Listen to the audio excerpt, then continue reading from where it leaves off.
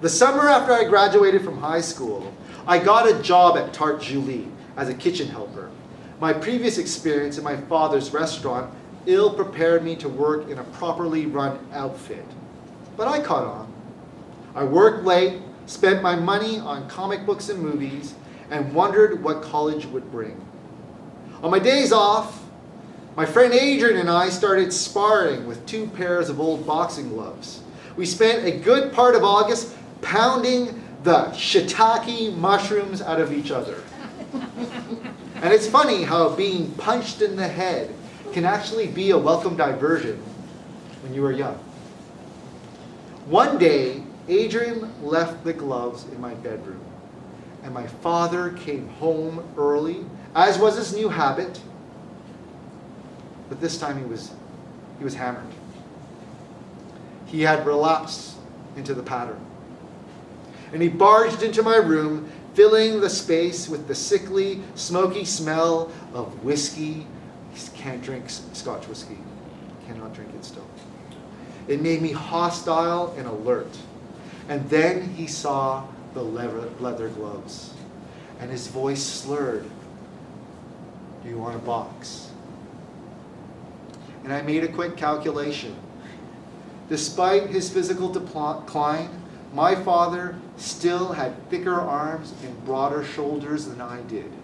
He weighed 160 pounds, more than Sugar Ray Leonard. He was strong, but he was also slow. The light of the late summer evening flooded into my room, and we cleared the space and began. He landed some heavy punches on my ribs, and I pushed him back and I jabbed him with my left. And to his surprise and mine, his head snapped back twice, then 3 times. And he patted around and he lunged at me, and I pushed him away. And he came forward again and we clinched. And I wonder now what would have happened if I just held him at that moment. Just wrap my arms around him and slipped off the gloves and hugged him, bearing his weight. I would have felt the sweat on his cheek and smelled the booze sharply on his breath. But I would no longer fear him or what he could do. I would have felt his heart beating madly, and I would have felt mine beating too. He would not have been too heavy for me to bear. Could have said, "Come on, Pop, sit down. You've been drinking." Instead,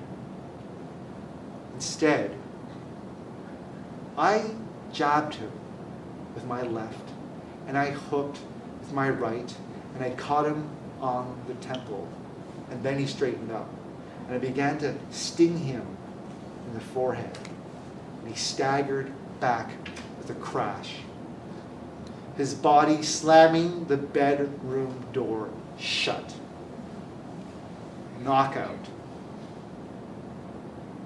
I smiled when it happened, but I really wanted to cry.